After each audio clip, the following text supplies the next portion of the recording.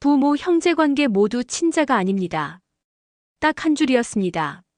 하지만 그 한 줄이 내 인생 전부를 부정했습니다. 엄마도 아빠도 형도 그 누구도 진짜 내 가족이 아니었습니다. 그날 이후 나는 내가 누군지도 모르는 사람이 되었습니다.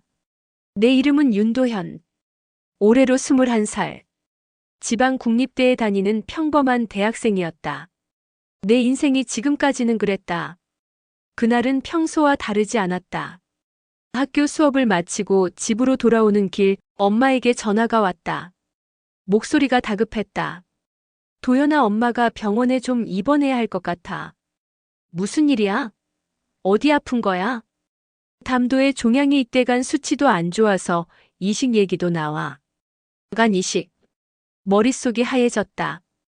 그런데 의외로 나는 담담했다. 엄마를 살릴 수만 있다면 내 간이라도 당장 떼줄 생각이었다. 바로 다음 날 나는 병원으로 달려갔다. 검사실에서 체열을 하고 혈액형과 조직적 합성 검사를 했다. 의사는 말했다. 보호자분, 검사 결과는 내일쯤 나옵니다. 그리고 다음 날 나는 상상도 못한 말 한마디를 들었다. 윤도현 씨, 어머님과 유전자가 전혀 일치하지 않습니다. 네. 이식이 불가능합니다. 간단히 말해 두 분은 생물학적으로 어머니와 아들이 아닙니다. 그 순간 시간이 멈췄다. 무슨 소리예요? 그게 무슨 말입니까? 제가 지금껏 21년을 엄마 아들이라고 살아왔는데요. 의사는 난처한 얼굴로 말했다. 다시 검사해 보시겠습니까? 실수일 수도 있으니. 나는 곧장 재검사를 요청했다. 하지만 결과는 같았다. 나는 엄마의 친아들이 아니었다. 다리가 후들거렸다. 숨이 가빠왔다. 나는 핸드폰을 꺼내 엄마에게 전화를 걸었다. 엄마, 지금 어디야? 집에 도착한 나는 그대로 거실 바닥에 주저앉았다. 엄마는 내 얼굴을 보고 놀랐다. 왜 그래, 도연아? 어디 아파? 나는 한참을 말없이 있다가 떨리는 목소리로 말했다.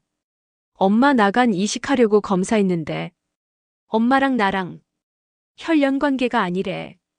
그 말에 엄마의 얼굴이 일그러졌다. 눈을 피한 채 아무 말도 하지 못했다. 그건 곧 부정하지 않겠다는 뜻이었다. 그게 사실이야? 나는 소리를 질렀다. 진짜야, 엄마. 내가 내 아들이 아니라고. 엄마는 무너진 표정으로 앉았다. 도연아, 그게 말이야. 하지만 엄마의 말은 더 이상 들리지 않았다. 나는 그대로 방문을 닫고 방 안으로 들어가 침대에 쓰러졌다. 이불을 뒤집어 쓰고 소리 없이 울었다.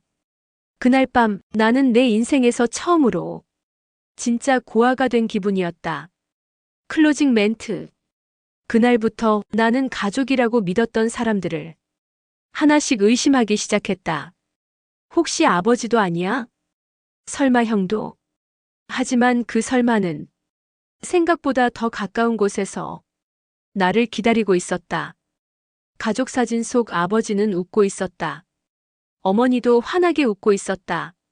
형은 내 어깨에 손을 올리고 있었다. 그 모든 장면이 따뜻해 보였다. 하지만 그 사진 속 모두가 나와는 피 한 방울 섞이지 않은 타인이었다. 나는 가짜 가족의 사진 속에 서 있었다. 문을 닫고 이불을 뒤집어 쓴 채 밤을 지새웠다. 머릿속은 온통 하였다. 그럼 나는 누구지? 왜 나한테는 이런 일이 일어난 거지? 다음 날 아침, 나는 가족 서랍장을 열었다. 손이 떨렸다. 앨범을 꺼내는 게 이렇게 무거운 일이 될 줄은 몰랐다. 초등학교 입학식 사진, 운동회 때, 수학여행, 가족여행. 우린 웃고 있었다. 늘 같이 있었다. 그러나 지금 보니 그 사진 속 얼굴들이 너무 낯설었다. 형은 나보다 4살 위. 무뚝뚝하고 다정한 전형적인 한국형 형이었다. 하지만 이상하게도 지금까지 단 한 번도 닮았다는 말을 들어본 적이 없었다. 도연이는 엄마도 아빠도 안 닮았네. 형이랑은 성격도 얼굴도 완전 다르네. 그 말들이 이제 와서 가시처럼 꽂혔다. 나는 사진을 쭉 넘기다. 어느 한 장에서 멈췄다. 우리 넷이 함께 찍은 가족 사진. 형은 내 어깨에 손을 얹고 있었다. 아빠는 내 뒤에서 웃고 있었고 엄마는 내 옆에 바짝 붙어 있었다. 그 사진이 너무도 따뜻했기에 더 아팠다. 저 사람들이 진짜 내 가족이 아니라고. 갑자기 가슴이 막히는 것 같았다. 숨이 턱 막혔다. 나는 핸드폰을 들고 형에게 전화를 걸었다. 형, 집에 있어? 무슨 일인데? 목소리가 왜 그래? 형은 거실에 앉아 있었다. 난 조용히 마주 앉았다. 그러다 말문을 열었다. 형, 나 엄마랑 유전자 안 맞는데. 형은 말을 잃었다. 눈빛이 흔들렸다. 나는 그제야 눈치챘다. 형, 혹시 알고 있었어? 그는 깊은 한숨을 쉬었다. 어릴 때 엄마랑 아빠가 싸우는 거 들었어. 아빠가 소리치더라. 처음부터 우리 애 아니었잖아. 그때부터였어. 나도 이상하다고 생각했지. 형은 고개를 푹 숙였다. 처음엔 그냥 입양인 줄 알았어. 근데 그게 아니었나 보네. 나는 충격으로 말을 잃었다. 형은 그 사실을 이미 알고 있었다. 그리고 아무 말도 하지 않았다. 그게 더 아팠다. 그럼 아빠도 나 친아들 아니란 거 알고 있었던 거야? 형은 고개를 끄덕였다. 응. 그날 아빠가 그랬어. 병원에서 바뀐 애라고. 처음부터 우리 집 애가 아니라고. 눈앞이 흐려졌다. 나는 평생을 남의 가족 속에 숨어 살고 있었던 것이다. 그날 이후로 나는 한 장 한 장 앨범을 찢어버렸다. 내가 없어진 듯한 기분이었다. 온 가족이 나 아닌 다른 사람을 기억하는 것 같았다. 하지만 나는 내가 진짜 누구인지 찾아야 했다.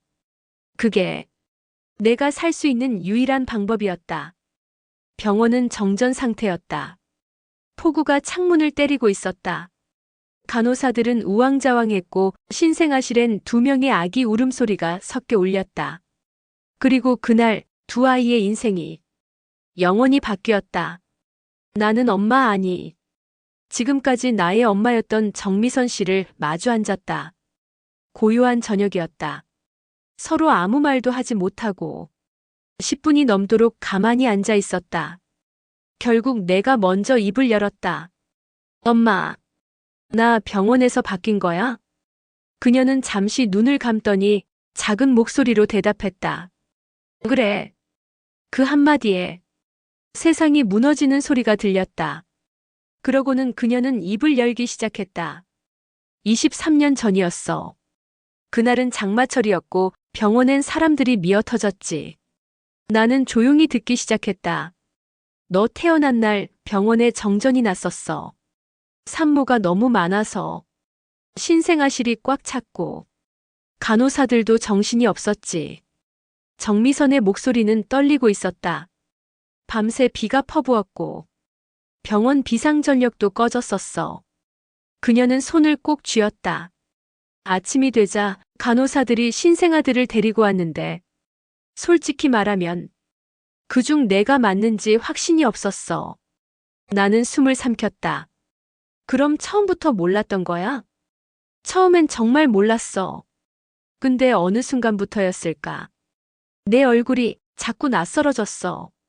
그녀는 내 얼굴을 쳐다보지 못하고 바닥만 바라보며 말했다. 그러던 어느 날 간호사 하나가 찾아왔었어. 병원에서 신생아가 바뀌었을지도 모른다는 소문이 돌고 있다며.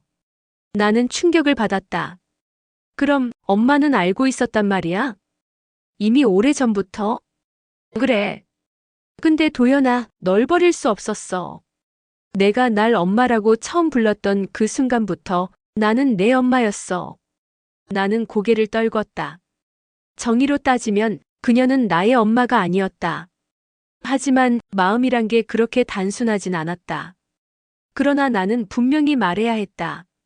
그럼 내 진짜 엄마는 누구야? 그 사람은 나 찾고 있었어. 미선은 고개를 숙이며 말했다. 기록이 없어. 그때 병원 측에서 사고 사실 자체를 묻으려고 했거든. 나는 주먹을 꽉 쥐었다. 기록이 없다고. 사람 인생이 바뀌었는데 그걸 그냥 덮었다고. 그 사건, 기자가 한 명 물고 늘어졌었지. 그 기사에서 같은 날 태어난 아이가 실종 신고된 적이 있었대. 내 뇌리에 번뜩이는 게 있었다.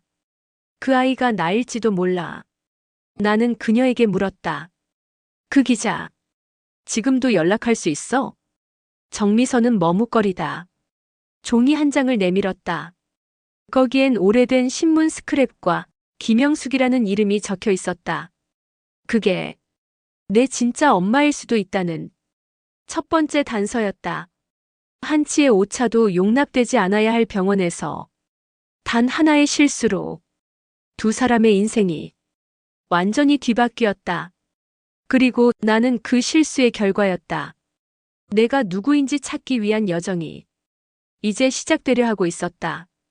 매년 같은 날, 같은 시간에 병원을 찾는 여자가 있었다. 그녀는 늘 말없이 사진 한 장을 붙잡고 있었다. 사진 속 아이의 얼굴은 내 얼굴과 똑같았다. 그 여자가 내 진짜 엄마일지도 모른다.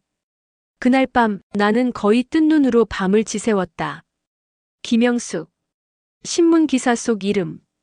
23년 전 신생아 교체 사고 당시 실종 신고를 낸 유일한 부모.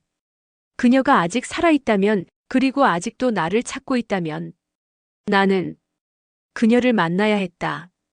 다음 날 나는 예전에 해당 병원을 취재했던 기자를 찾았다.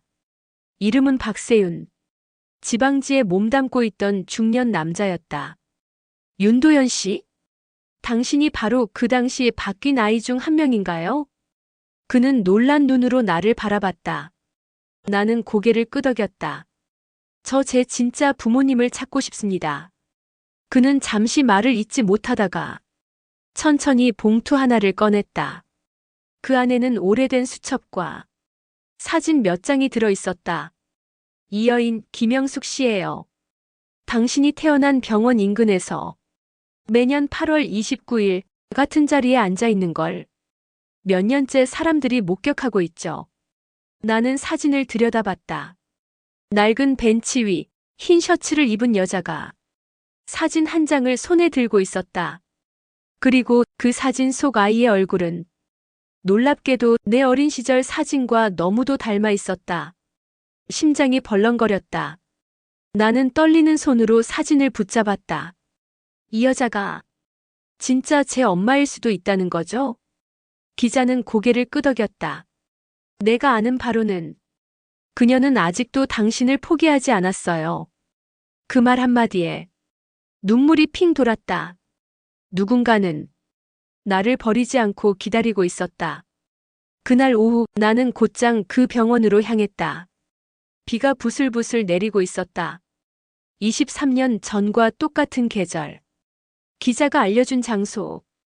병원 뒤편 작은 정원 벤치 앞에 누군가 앉아 있었다. 긴 코트를 입은 중년의 여성. 그녀는 사진을 들여다본 채 오래도록 움직이지 않았다. 나는 조심스레 다가갔다. 그녀는 내가 다가오는 소리에 고개를 들었다. 그 눈빛. 처음 보는 사람인데 왠지 모르게 가슴이 먹먹해졌다. 나는 조심스럽게 말했다. 저 혹시 김영숙 씨 맞으세요? 그녀는 놀란 눈으로 나를 바라봤다. 입을 다물지 못한 채 몇 초간 말을 잊었다. 그러더니 천천히 입을 열었다. 너 혹시 이름이 도연이니? 나는 숨이 멎는 줄 알았다.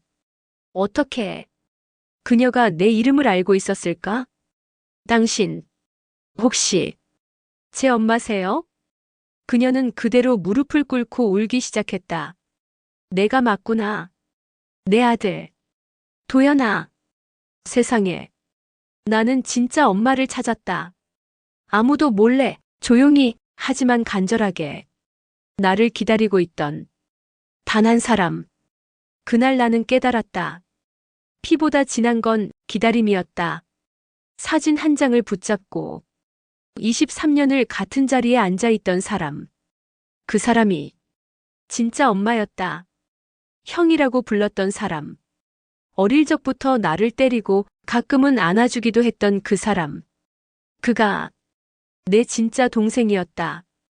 그리고 내가 동생이라 믿고 자랐던 나는 사실 그 가족의 아들이 아니었다. 김영숙 씨, 그녀는 내게 말할 기회를 주지 않았다. 내 이름을 부르며 오열했다. 도연아, 내가 널 얼마나 찾았는 줄 아니? 나는 차마 엄마라고 부르지 못하고 그녀를 바라봤다. 하지만 이상하게도 그녀 품은 너무 익숙했다. 살면서 처음 보는 사람이었는데 품은 따뜻했고 냄새는 낯설지 않았다. 그녀는 나를 집으로 초대했다. 벽에는 사진이 하나 걸려 있었다.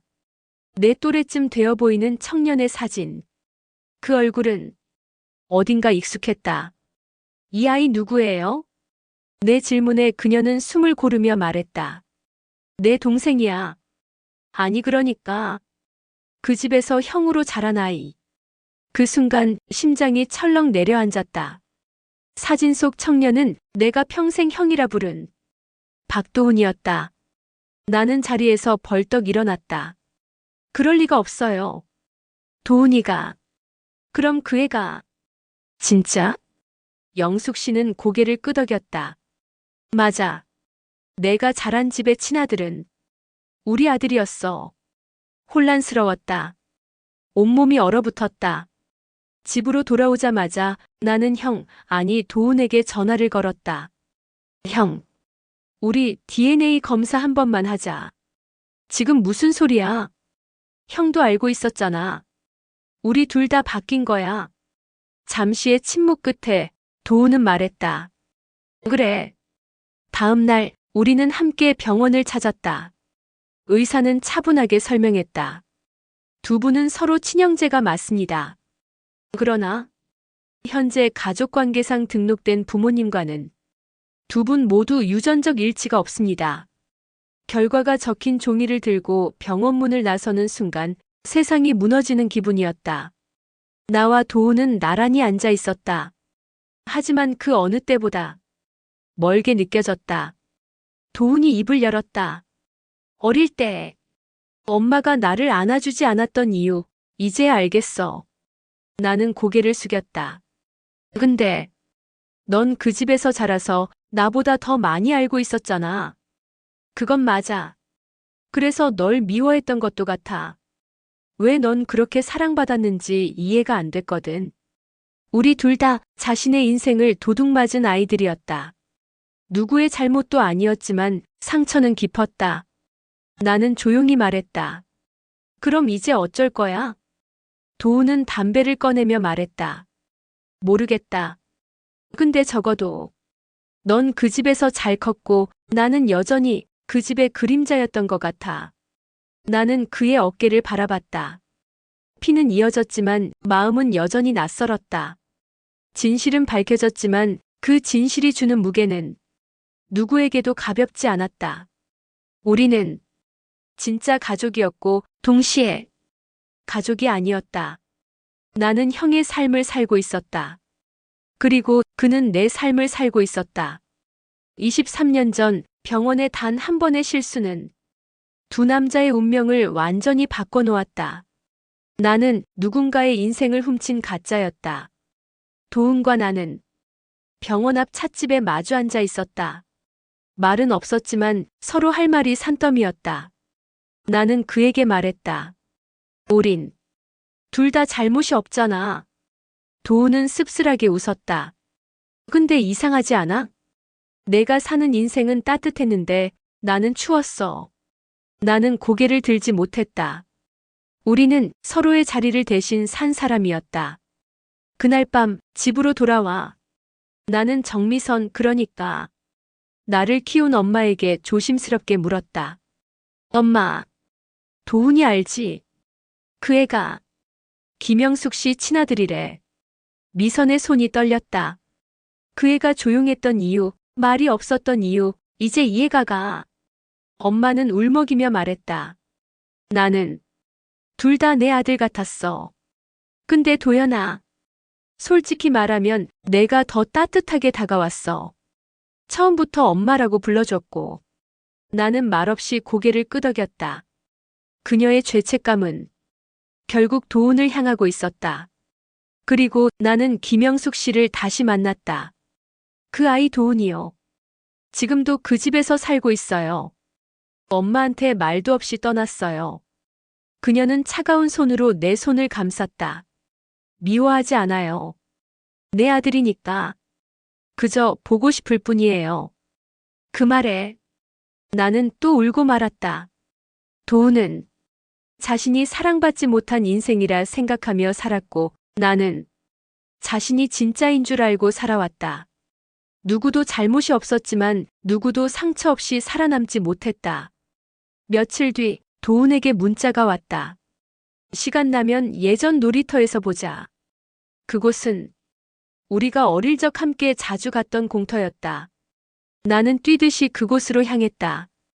도훈은 그네에 앉아 조용히 하늘을 보고 있었다. 잘 있었어? 내 인사해. 그는 조용히 고개를 끄덕였다. 너도 알고 있었지? 그 집에서 자랐던 내가 형이 아니라 사실은 내 동생이었다는 거. 나는 작게 웃었다. 응. 근데 지금은 그게 무슨 의미가 있겠어? 도훈이 한숨을 쉬며 말했다. 엄마 아니 정미선 씨는 널 더 사랑했어.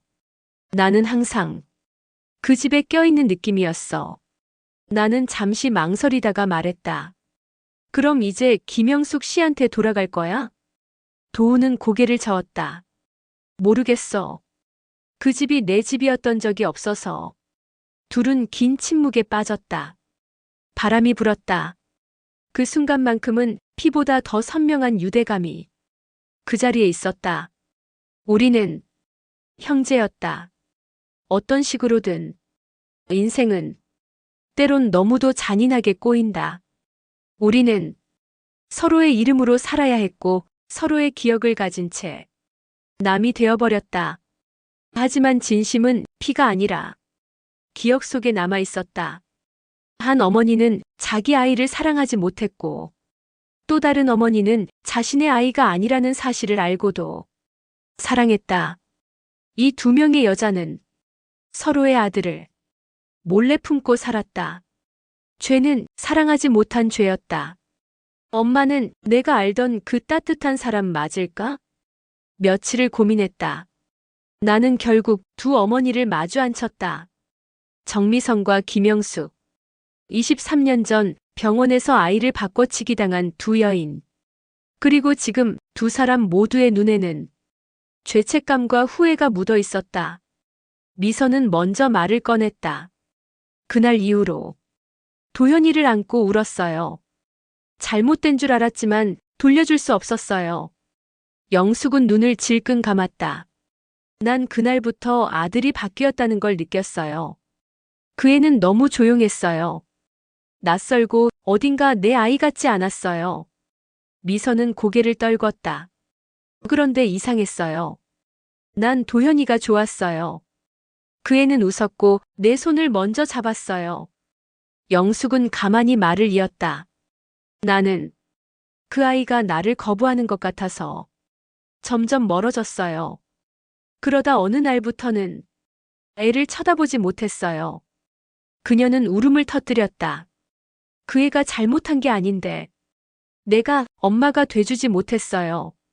미선은 말없이 손을 내밀었다. 두 사람의 손이 맞닿는 순간 침묵 속에서 23년의 무게가 서로를 짓눌렀다. 나는 조심스럽게 입을 열었다. 두 분 다 아이를 지키려고 했던 거잖아요. 영숙은 고개를 끄덕이며 말했다. 하지만 그걸 핑계로 나는 내 아이를 외롭게 만들었어. 미선도 눈물을 흘리며 말했다. 나는 내 아이가 아닌 줄 알면서도 사랑이 멈추질 않았어요. 어쩌면 진짜 엄마보다 더 사랑했던 걸지도 몰라요. 나는 그 말을 듣고 처음으로 두 어머니가 얼마나 큰 고통 속에 있었는지 이해할 수 있었다. 도훈은 김영숙의 사랑을 받지 못하고 자랐다. 나는 정미선의 사랑을 넘치게 받았다. 그 불균형은 형제가 아닌 두 인생을 만들어냈다. 두 어머니는 함께 울었다. 서로의 손을 잡고 서로의 아이에게 미안하다고 몇 번이고 반복했다. 그리고 조심스레 김영숙이 말했다. 도연아, 혹시 내가 이제부터라도 너한테 엄마가 되어도 될까? 나는 눈을 감고 천천히 고개를 끄덕였다. 늦었지만 괜찮아요. 그 말 듣고 싶었어요. 두 어머니는 하나의 선택으로 서로의 아들을 품고 살았다.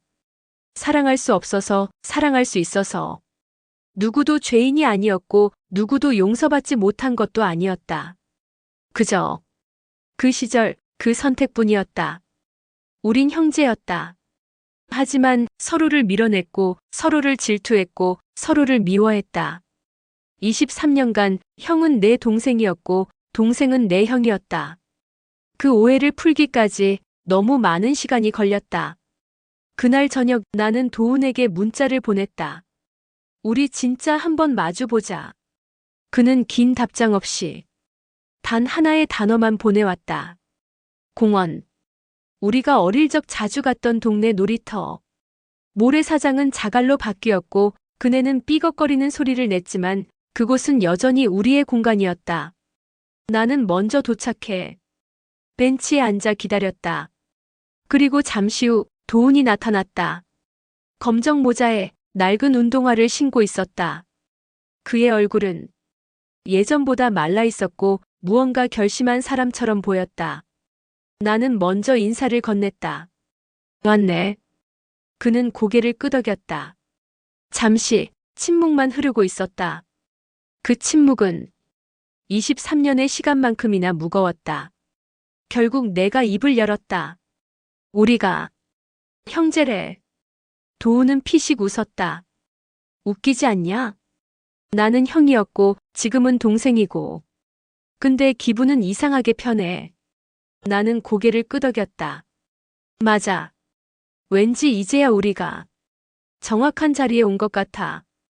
그는 조용히 말했다. 나 사실 너 부러웠다. 엄마한테 사랑받고 아빠한테 칭찬도 받고. 너는 가족의 중심이었어. 나는 말없이 그의 눈을 바라봤다. 근데 난 항상 어딘가 껴있는 느낌이었거든. 내가 아들이 맞나 싶을 때도 많았고. 그의 말은 마치 오래 묵은 독백 같았다. 나는 조심스레 말했다. 나는 내가 나보다 모든 걸 먼저 가져간 줄 알았어. 성적도 좋고 운동도 잘하고 부모님도 내가 더 자랑스러워하는 줄 알았거든. 둘 다 서로를 오해하고 있었다. 둘 다 상처를 꾹꾹 눌러온 채 살아왔던 거였다. 나는 조심스럽게 손을 내밀었다. 이제 우리 다시 시작해보면 안 될까? 도훈은 망설이다가 내 손을 잡았다. 그 손이 놀랍도록 따뜻했다. 그래, 형. 나는 웃었다. 응, 동생아. 그 순간 우리는 처음으로 제대로 된 형제처럼 서로를 바라봤다. 23년 동안 엉켜있던 진실이 비로소 정리되는 순간이었다. 형이라고 믿었던 사람은 사실 내 동생이었다. 동생이라고 느꼈던 나는 형이었다.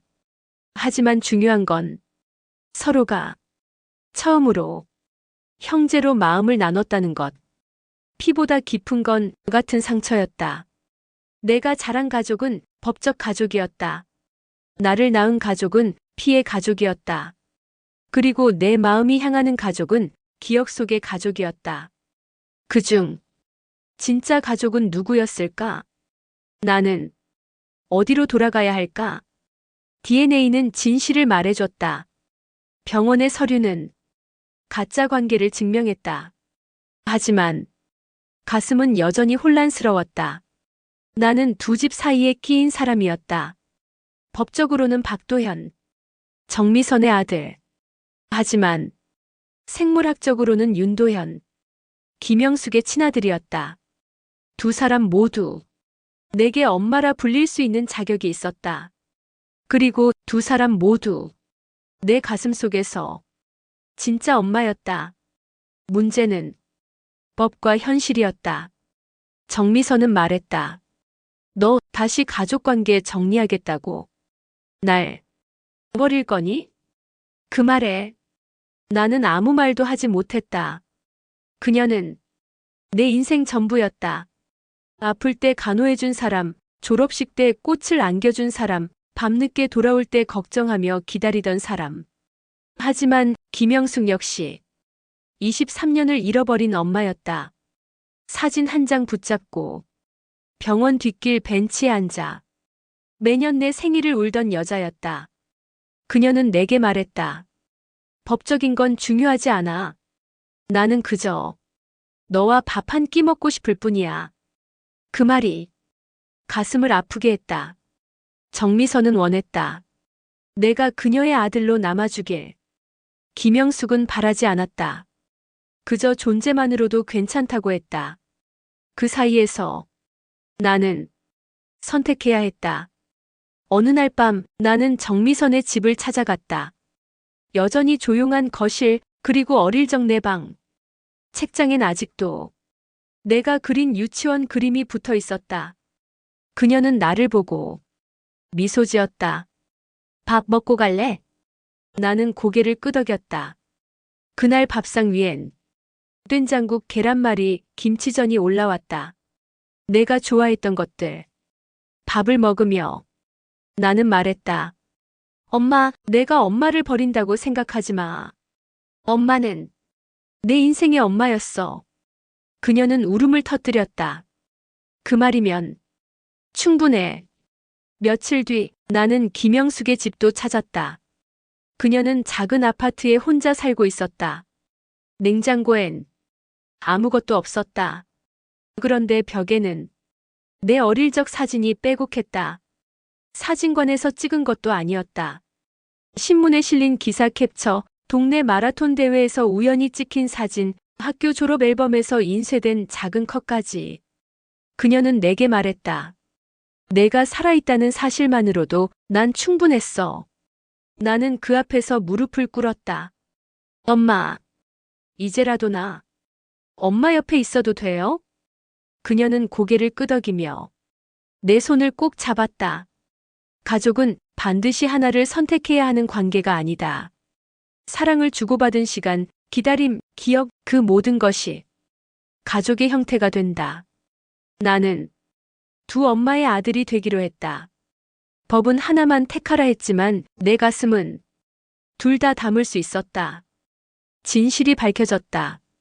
상처도 드러났다. 그렇다면 이제 우리는 어떤 가족으로 살아야 할까? 남은 건 사랑일까, 기억일까, 혹은 용서일까? 시간은 진실을 덮지도 모두를 치유하지도 못했다. 하지만 시간은 마음을 정리할 기회를 줬다. 나는 두 집 사이를 오갔다. 어디가 더 진짜인지는 더 이상 중요하지 않았다. 정미선은 여전히 내 이름을 부를 때 눈물을 흘렸다. 하지만 예전보다 표정이 한결 가벼워졌다. 도연아, 오늘은 뭐 해줄까? 그녀의 손길은 여전했고 그 손 안엔 23년이 담겨 있었다. 김영숙은 조용히 내 옆을 지켜줬다.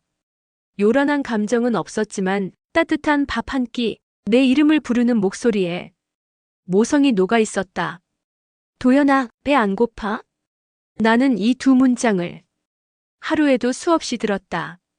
도우는 도시를 떠났다. 조금 멀리서 나만의 시간을 가질게. 그는 아직도 혼란 속에 있었지만 우리는 자주 연락했다. 형, 잘 지내냐? 응. 동생, 너는? 형제라는 말이 서툴면서도 따뜻했다. 나는 법적 계명을 신청하지 않았다. 정미선의 아들로 남았고 김영숙의 아들로 살아갔다. 그건 사회가 보기엔 모순일 수 있었지만 내겐 진심이었다. 추석이 다가오자 두 어머니를 초대했다. 한 상 가득 차려진 음식, 그리고 마주 앉은 두 사람. 처음엔 어색했지만 곧 웃음이 오갔다. 이건 도연이가 제일 좋아하는 잡채야. 아니에요. 된장찌개는 제가 더 맛있게 해요. 나는 그 광경이 그저 감사했다. 이토록 이상한 가족이지만 이토록 따뜻한 순간이었다. 밥을 먹고 세 사람이 나란히 앉아 TV를 보던 밤. 나는 속으로 되뇌었다. 가족은 피도 법도 아니야. 기억이고 시간이고 함께 견딘 마음이야. 나에게는 두 명의 엄마가 있다. 그리고 한 명의 진짜 형제가 있다.